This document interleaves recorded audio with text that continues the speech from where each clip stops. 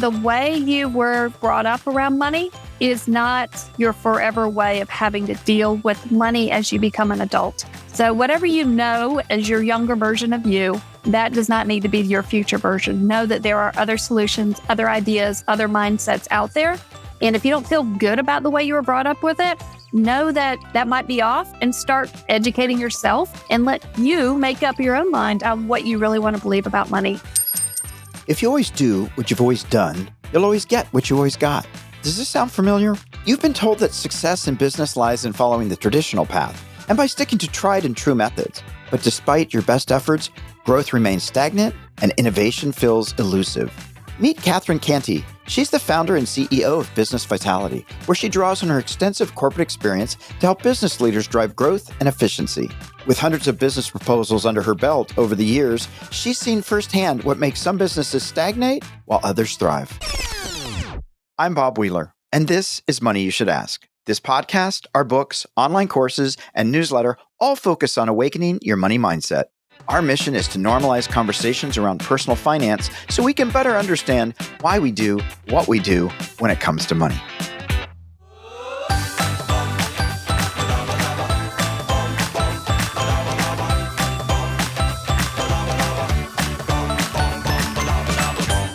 Ensure you never miss an episode. Click that follow button on your favorite podcast platform. Okay, let's explore how to disrupt status quo and embrace the power of new thinking with Cantey. Catherine, thanks for joining us today. So looking forward to this conversation. Thank you, Bob. I appreciate you having me. I look forward to this as well. So you are the founder and CEO of Business Vitality. Can you tell us a little bit about what that is and how it helps business leaders? Yes, thank you for asking. So Business Vitality is my 20 years of living in corporate, visiting with countless businesses. When I say countless, we did 300-400 proposals a year, bringing in new business to the bank. And we did that for over a decade. So I've had exposure to a ridiculous amount of businesses that are out there. And what I have found is for businesses to remain vital and for them to continue to succeed day after day, month after month, year after year, they go back to practical applications. And so instead of making things really complicated, we get back down to the business basics. We find practical applications that we've all researched and read, but sometimes we just need to get back to the core basics to really drive business, especially when there are major changes that are happening in the market. It's just good to get back to the basics. And so for me, Business Vitality is my 20 years of corporate, bringing that and sharing that with my clients and also using that with my executive coaching as well. Cool. And can you give an example of where somebody's maybe been in business for 20 years or 15 years and they've sort of maybe moved away from basics? Like, how do you sort of bring them back or get them to like shift the mindset? So all of the work that I'm doing is tailored to each individual client. I think one example is if you're still moving the big boulders around, that's one thing. But as you become more and more successful, you may be able to think you need to create a new boulder in the mix of things, and you may take on a new business and it's not proving to be successful. And it's draining your resources, your time, your money from the one business that is creating the money and the results. So knowing that you need to maybe cut that off or knowing when the stop button needs to be hit on that new particular business, knowing that is important and to be able to create the pros and cons of, okay, what's working, what's not? Is this the life that you want to continue to live? Is one example. And some businesses that are just continuing to do just great things, maybe they got the core business there and now they're just going to have to start picking up the pebbles. And these are like small tweaks and reports, creating more in-line KPIs, simplifying the information that's being shared with the team. And as we grow, we don't need to add 1,400 more reports. We probably need to just focus on those key differentials of what we need to measure. So it's going to be different for all the different clients that I work with, but those are just two examples. Okay. And would you say with technology, at least my experience in the accounting world where I live in taxes, there's become such a reliance on automation and things just being done by computers and AI. And I think sometimes, at least in accounting, we start to disconnect from the data and from the client because I've got CPAs who are like, look, you never have to talk to anybody. You just push a button and then it uploads from here. And we lose that interaction. And I feel like so much gets lost sometimes when we're so busy being automated. Yeah, things get to be over automated. One example is I was in banking for a number of years, and these folks are writing millions of dollars a day in checks. And yes, that needs to be automated as far as the reconciliation of it. But we still need to have an eyeball check of what these numbers are. And do we see any analysis as we're just scanning through it? Are the dates wrong? Is the serial number off? Are there big, large numbers? Do we remember writing that big, large number? And even that's somebody who's writing millions of dollars of checks that are clearing every day. So yes, automation is fantastic, but you also have to be able to go back and look at it and just be able to scan it. And you don't have to do it every day, but at least scan that thing and make sure that there's nothing hairy in there. Automation's great when it works, but just like ChatGPT likes to tell me, I've got this information for you, but I can't promise you that it's 100% valid. So just like we've got automation, yeah, we can take it as far as we can, but we can't say that that is 100% valid. We've got to be able to touch it and look at it and understand it. Yeah, absolutely. Now, I'm curious, did 8-year-old Catherine say, I want to take over the banking world and take over corporate? Was this what you wanted to do as a kid? Or did you pivot at some point? How did you get into the corporate world and then out of the corporate world? So when I was 8, I wanted to be an architect. And just like every good parent that puts their kid in front of the architects and make sure, is this what you want to do? And so I met with probably half a dozen architects. And what I realized was they weren't happy. They would pull me to the side and they said, that's real cute that you want to be an architect and everything. But basically, this is a field of dream killers. We come up with these beautiful solutions for our clients. And then our clients come in and they want to change the plans. And we have just put blood, sweat, and tears into these designs. And then we have to change them for our clients. And so as I'm looking at this, I'm going, God, I don't know if I want to be with them because it just wasn't like the vibe that I wanted to feel. So I kind of reevaluated as I got a little bit older and said, okay, what else can I go do? Then I started shadowing some business people and I thought, well, that's not bad. I definitely knew I didn't want to do accounting because I shadowed that one day and I thought, oh my God, if I have to do reports all day, I might lose my mind. But, as I began to look at business, I said, okay, we got tons of opportunities out there. This could take me a plethora of different ways. Just go get a double major marketing and management and see where it goes.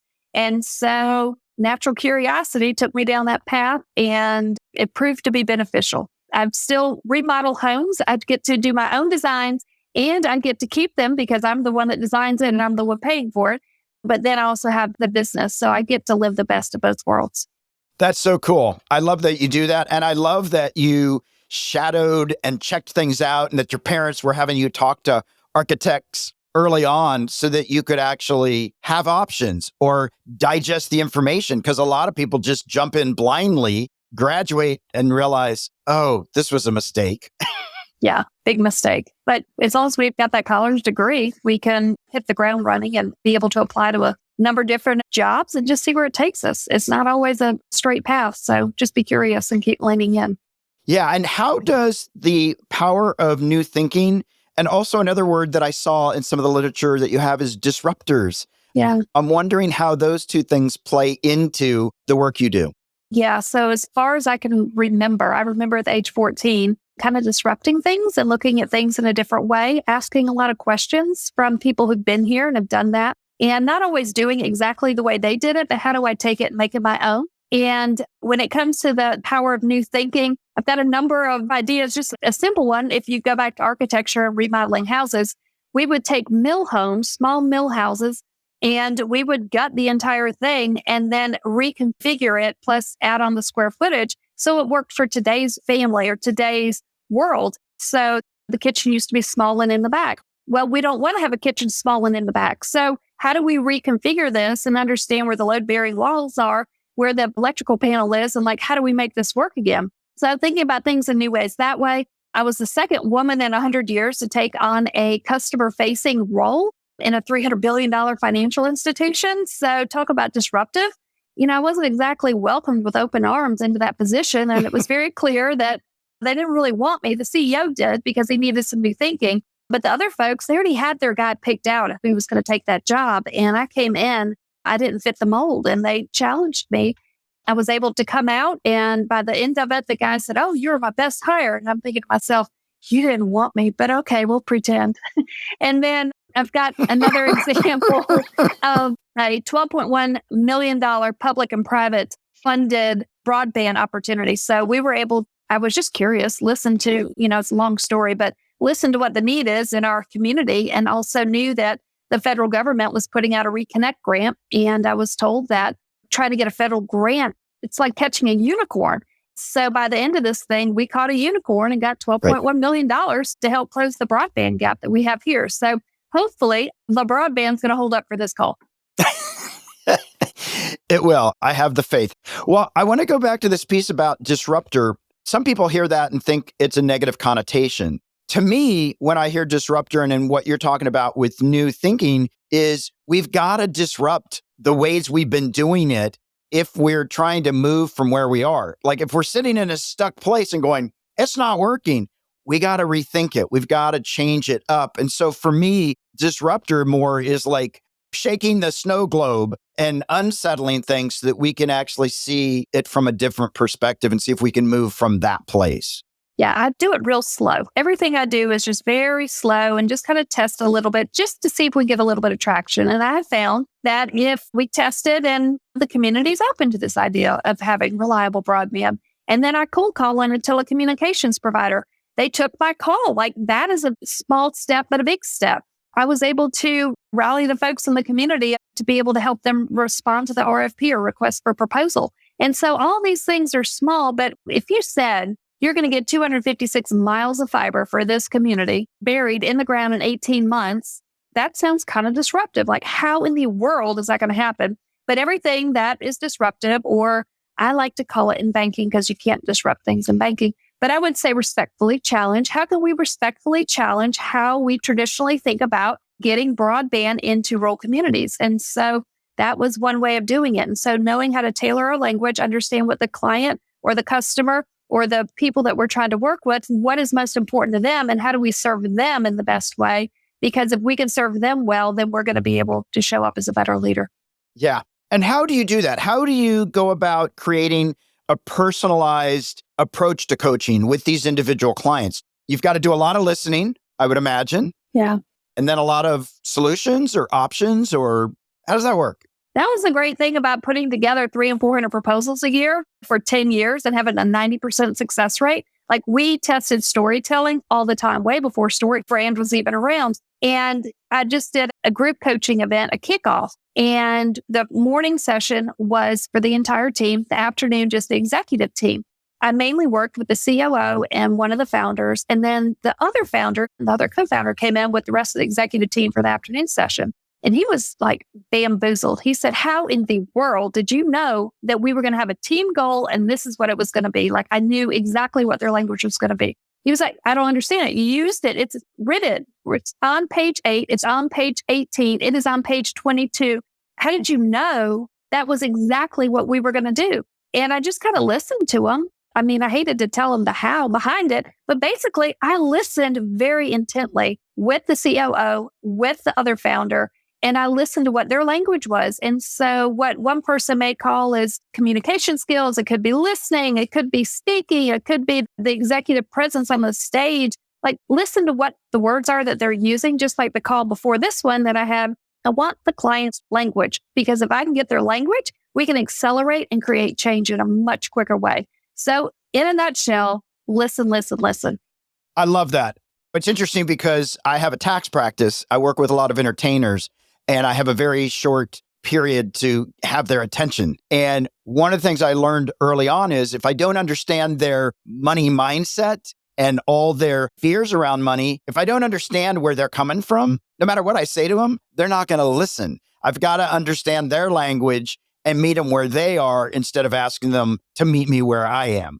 Yeah, we've got to stop meeting. We have to stop expecting people are at the same place that we are and just be okay with it, have a little empathy and self-compassion and know that maybe we were there, maybe we're going to be there, maybe they're further along than we are, and just meet them where they are. If we can do that, it's just so much easier for everybody. And when you decided to go out on your own, like, all right, we're going to leave corporate behind, you're involved with corporate, but you're not corporate. What was that like? Was it scary to say, no, I'm ready to go out on my own? I'm going to pull from my savings. I'm going to get people to lend me money. I'm going to borrow from a bank. And then how did you trust yourself to say, I got this?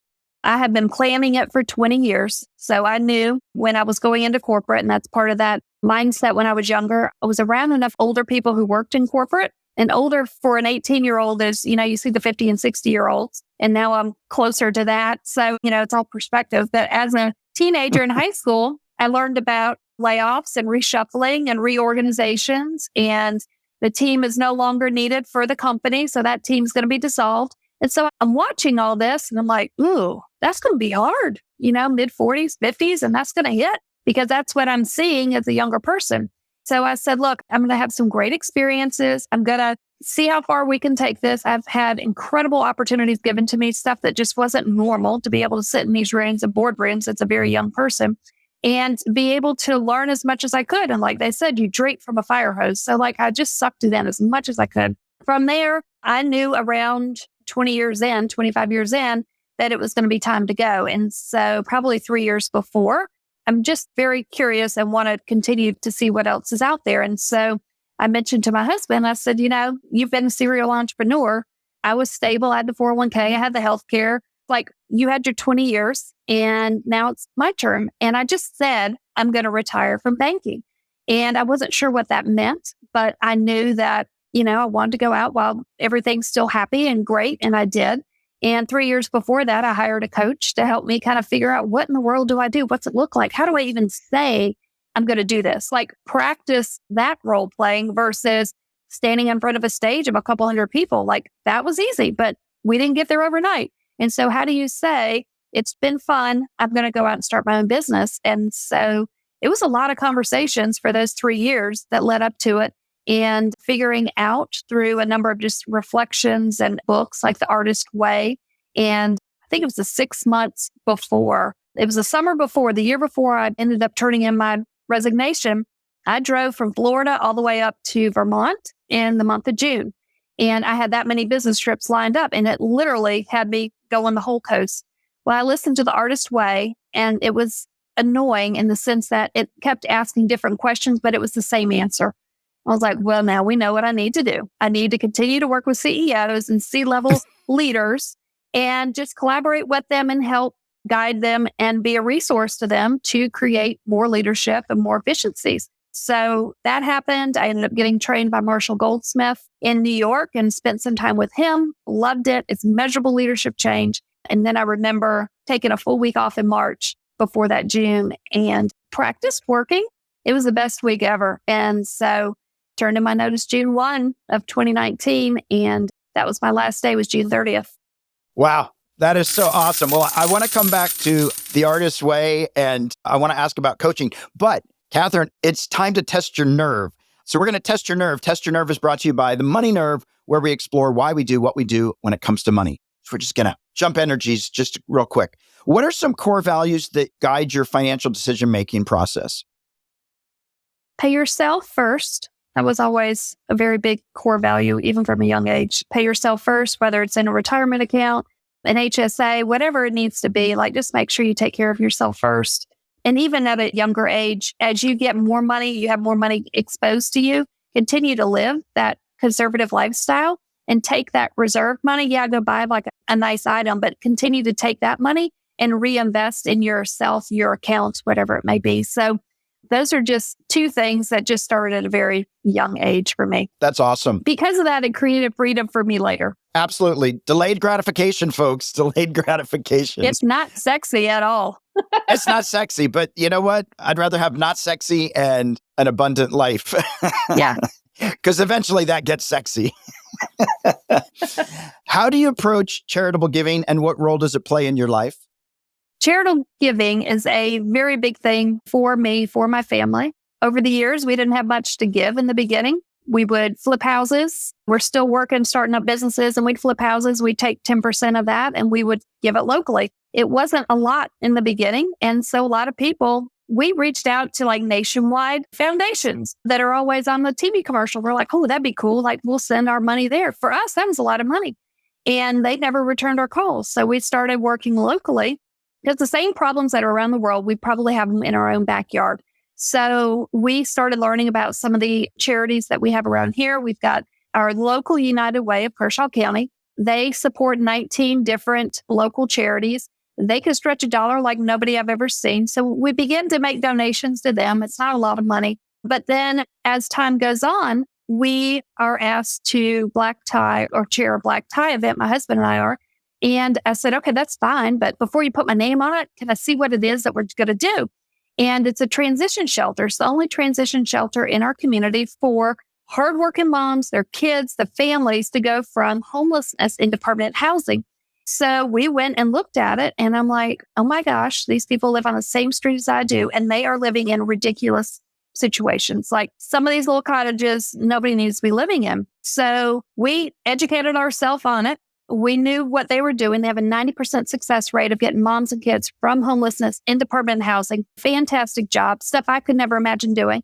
So we start doing these charity fundraisers to have a party and just educate the community. So we start doing that and we realize we need to build a cottage for one of these moms. So a local church, this is where the community comes together again. This is not just one person doing this. This is a local pastor has a mom and a daughter that they have been working with to just like see if the consistency's there. Can they get the job? Can they show up to work on time? Like they're taking all the small steps.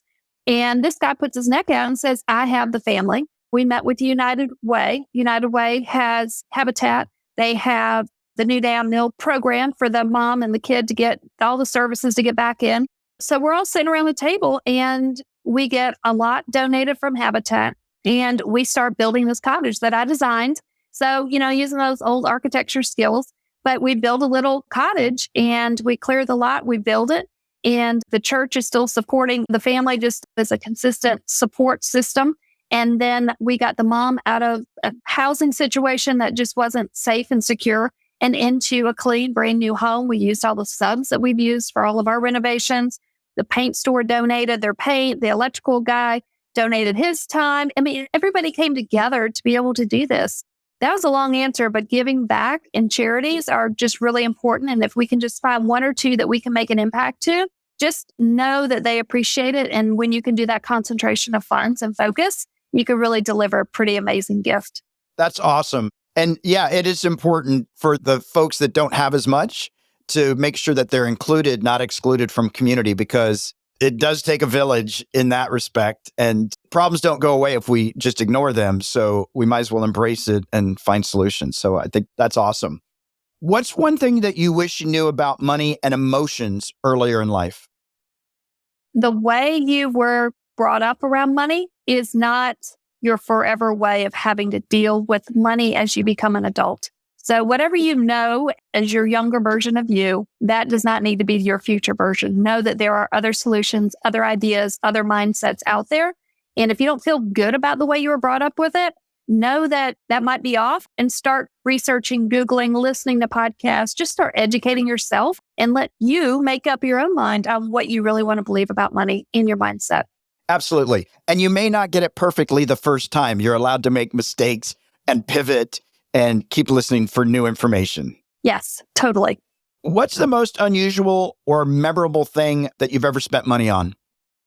I remember spending some money on a ring. I got a bonus. Normally, my husband would give me jewelry, but I went and I took a little bit of a portion of a bonus because I'd worked really hard that year. And I thought, that's going to be kind of cool. So my mom and I went and picked out this sapphire ring that I'd loved.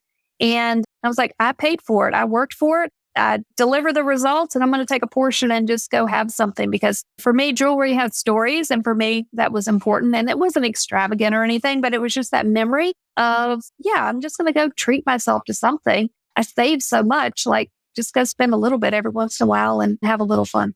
Cool. What is the main emotion that you experience when it comes to money and finance? The main emotion. My first emotion is I love money. I love what it can do. I don't think it's a bad thing because I think if you have money and you use it correctly, you can give it and empower other people around you. You can model to other people how it could be. Just to be able to show up and be okay with it and to be able to share with others, I think is a good thing. And it's okay to be successful. It's okay to work really hard. And it's okay to show to other people that you can have humility and work really hard and still be able to give back. Yeah. Awesome. Catherine, I got to jump back to, you talked about the artist way. Mhm. And I want to know a little bit more about that, because most people in business, you're either right brain or left brain. And not a lot of people, I'm very left brain, right brain. But a lot of times stuff about an artist, well, how can an artist help a business? That sounds very woo-woo. I love that you brought up The Artist Way. I love that book and that information. So can you tell me a little bit about the importance of artistry in business, or The Artist Way? Yeah. So the Artist Way helped me in the sense that I do everything through Audible just because I spend so much time in the car, or I used to when I was working for the bank. So I put this thing on Audible and I listen to it, and you're supposed to answer questions. And what I have found, I'll listen to these workbooks or I'll listen to these books, and instead of writing it down, it's just helping me think in a very proactive way, intentional way, as I have countless hours driving down the road. And I remember driving through the mountains of West Virginia, and they just keep asking just different questions. And what did you enjoy doing when you were younger? What do you enjoy doing now? What have you lost touch with? And what do you want to rekindle? All this stuff. So I go through this whole thing. I was like, this book is so annoying. It has asked me the exact same question 500 different ways. So for me, then I went, oh, it's not annoying. This is clarity. This is what this is. Like, there's consistency with the answers. There's consistency with like a theme and what I think I'm meant to do next. And so for me, sometimes we just got to get a little creative to be able to figure out what's next for us. And so that's the Artist Way. As far as like creativity and business mindset, I mean, every opportunity that I was afforded was because I creatively co-created a solution for somebody else. So we would listen to client needs. I would understand, this is what I do really well. I listen in the boardroom what the strategy is. I listen to what the frontline folks are willing to pay for. And then I go and I sit in operations and I hear, what do we have the capacity to do? And between those three different things, you got to get real creative. You got to break down acronyms. You've got to break down the conversation, break down exactly how expensive operations do you think that's going to be? Turns out it was a 2-hour report and nobody wanted to run it. And I said, well, if we can basically just get paid a ridiculous amount of money for this report because the client really wants it, would you do it? And they were like, I mean, yeah, that would pay for 2 full-time employees if you can just get that particular thing solved for. And I was like, well, it's done, because I just went ahead and got a feeler for it. And they said, oh, that's fantastic. And then, from a strategic standpoint, now we have a new product offering that everybody else wants on the market. And, it keeps them happy. But we got to create that language. You don't do that by staying in the box. You don't do that by just taking the order. You do that by getting creative and listening to people. You connect the dots and you give more than you take. Yeah, I love that. I mean, as you were talking about all this, the Artist Way at creativity, even the simplest faucet on a sink or something like a rivet or a whatever, it still needed somebody to create it or say, hey, there's a need for that. Mm-hmm. So even the most boring businesses started from some need that wasn't being met or that was new that people would want. And so I love that piece, that really it all does spark from creativity.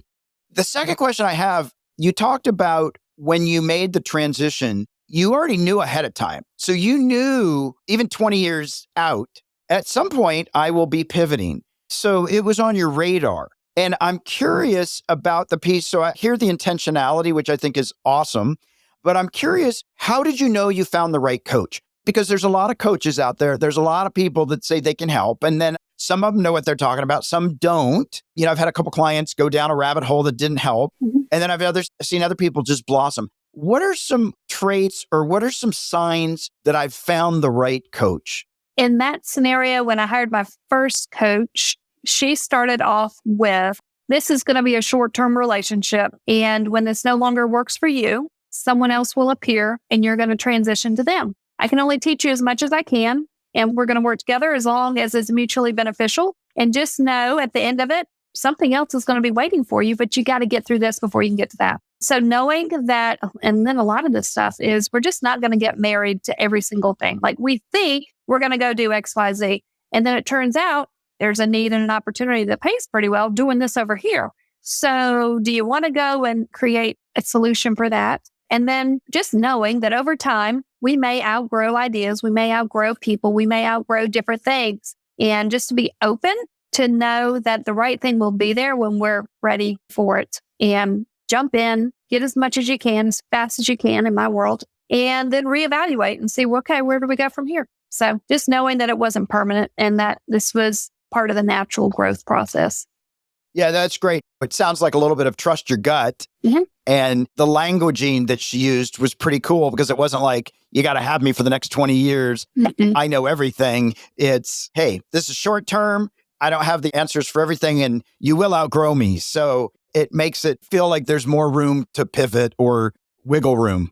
Yeah, I think it's good to know that if you can come up with the end at the beginning and just go ahead and know how you're going to break up before you get into the relationship or the business arrangement, whatever it may be, have the end in mind. That's proven to be helpful. And so in that scenario, it's there when I'm doing executive coaching. We've got a clear 6, 9, 12-month engagement. Like we know what the process is going to be and we know it on the front end. And then if we want to expand it, we can. But I want to have a natural break at the end because it may not be a good fit for me. So I may need to get out. Or the client, they may have a shift in the business. That wing of it is no longer relevant. Everything's changing. But just knowing that, hey, we've got to end in sight. And that way we can both recheck and see if we want to revisit. Yeah, that's great. What would you say to the people that are listening that are thinking about starting their own business? They've been wanting to, there's a little bit of fear. They're not sure if it's the right thing. Like somebody that's listening, what would you say to somebody out there that's thinking about making that leap of faith? What would you advise them? Yeah, a couple of things. First is know your numbers, know how much money you spend, and know how much money you actually need to be able to bring in. Break that down into tangible months, weeks, whatever it needs to be, because you got to be able to pay the bills or at least be able to have that number in savings. And anytime you build a house or I think start a business, you might as well put 2x next to the number and 2x times the time that you think it's going to take. And just know that you're going to have a whole lot of humility along the way because it's just going to be clunky and awkward. And people are going to have their opinions. And usually the people who have opinions are the ones who've never taken a risk. So just know that you're going to get through it. And this may not be the business that you thought you were going to start out with, but maybe there's another business at the other side that you had no idea that's going to be even better than what you thought you were going to solve for. And I think one thing that's overlooked is the whole sales and marketing aspect. Yeah, you got a great idea, but are you comfortable selling it? Are you comfortable talking about it for the rest of your life? Is that what you want to do? And you cannot begin to get educated on sales and marketing soon enough because you can have the best thing out there. But if nobody knows about it, it's going to be a very long road ahead. Yeah, absolutely. Well, let me ask you this. So our goal is to have successful businesses. I think most people's goal is to have a successful business. How do you find the balance between not necessarily being driven, but being successful in business and then finding that balance with personal life, right? And I'm not saying it's a 50-50 balance because it doesn't need to necessarily be 50-50, but finding that space where I'm living my life with the success that I'm having from my business without letting my business run my life. Yeah, there's a lot of people that let the business run their life, and I just don't think it's worth it. I love working. I love working with my clients. I love creating solutions. And then I use a lot of time blocking to get things done. I put buffers in with my time. I know how to protect my time in the morning because if I don't take care of myself and do the thinking stuff in the morning, like it's just not going to be good. So knowing how to manage the time is going to be the first step. But you've got to schedule family time like you schedule work time, like the most important meeting out there. You've got to schedule time to be with your spouse and just go out, get out of the house, leave the kids behind and go and have that time. And don't talk about the kids and don't talk about work, but just talk about whatever else you want to talk about because work's going to come and go. The kids are going to come and go. And what else do you have in common with this person? Something used to be there. So like, how are we going to get back to that? And it keeps it fun. This is probably my busiest month ever. And we have to go through times where we got a lot on our plate. I remember in sales, I would drive 2-3 hours and do 5 presentations, get back in the car and drive back 2 or 3 hours. And that was 1 day of work. And I just thought, all right, well, that was max capacity there. Like I was no good by the 5th call, wasn't really good by the 4th call. But now I know what my bookends are like. That is no longer going to be productive for me. And so as I look at this month, like this is what I wanted. I wanted to have the speaking engagements. I want to have the team coaching, the individual coaching. I want to have time to speak at podcasts like this. And so this is what I want. And now at the end of this month, and I've got time for 3 vacations, which is pretty awesome. But I'm going to look at this and say at the end of the month, is that what I really wanted? Did you want to work for the condensed 3 days for a week and then take the next 7 days off for vacation? Is that what you want for your life? And so I have to be intentional about that and just probably reflect back on that. Is that the best use of my time for what I want to do in regards to my overall life?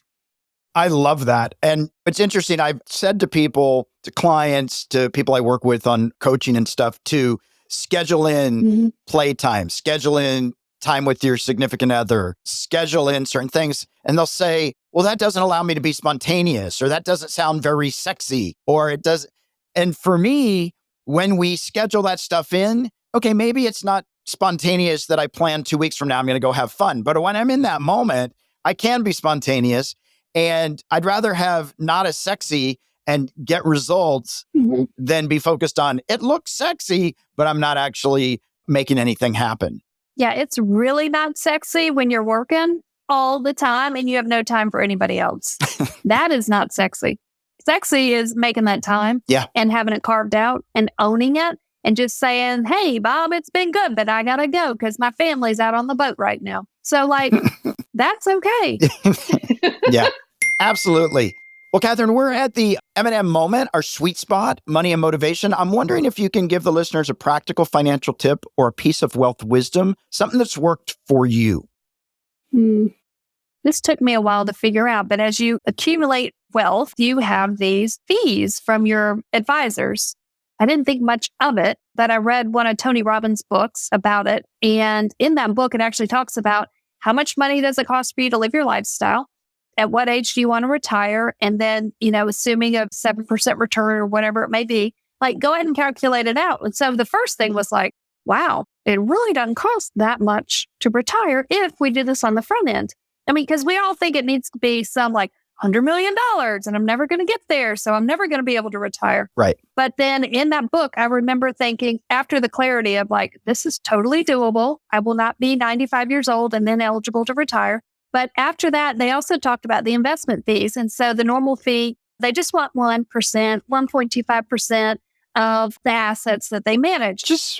And so have the courage to ask, hey, I want a discount on that number because they're going to make it regardless and nobody else is asking for it. And just get even 25 basis points off of that fee because that's your money compounded over the long term. That's going to help you. They're going to get that regardless of whatever return you're getting. Make sure you negotiate that on the front end. I love it. And you said something that so many people don't do or are afraid to do. Just ask. Yeah. Just ask. If somebody says no, okay, you're no worse off, but at least you know the answer. Yeah, don't be afraid to ask. Don't be afraid to ask. Well, Catherine, what I found great about this conversation, I found so inspiring is, even though you didn't say it a lot explicitly, intentionality.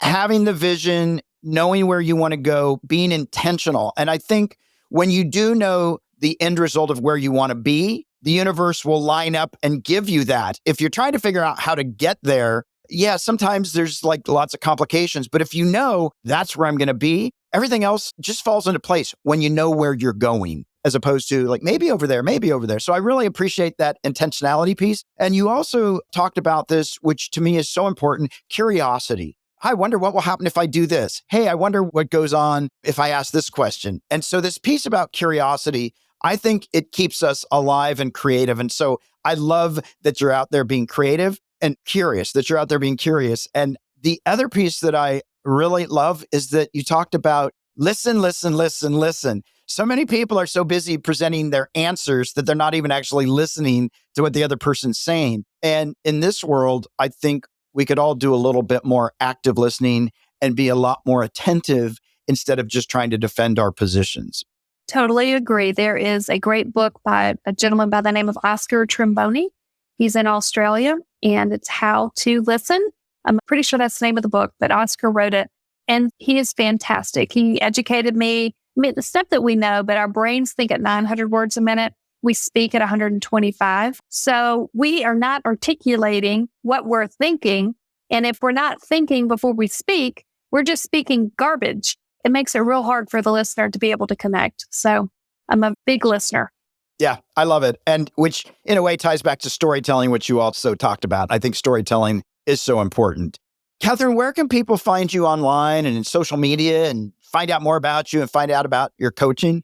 Thank you for asking. They can find me at my website, CatherineCantey.com. That's Catherine and Cantey with the letter C. You can also find me at LinkedIn. I am doing LinkedIn Lives on Mondays at 1:30 Eastern. So I'm just sharing leadership information as I'm learning and usually have a case study or two that I like to share. So between CatherineCantey.com and then also on LinkedIn, my name is Catherine Cantey.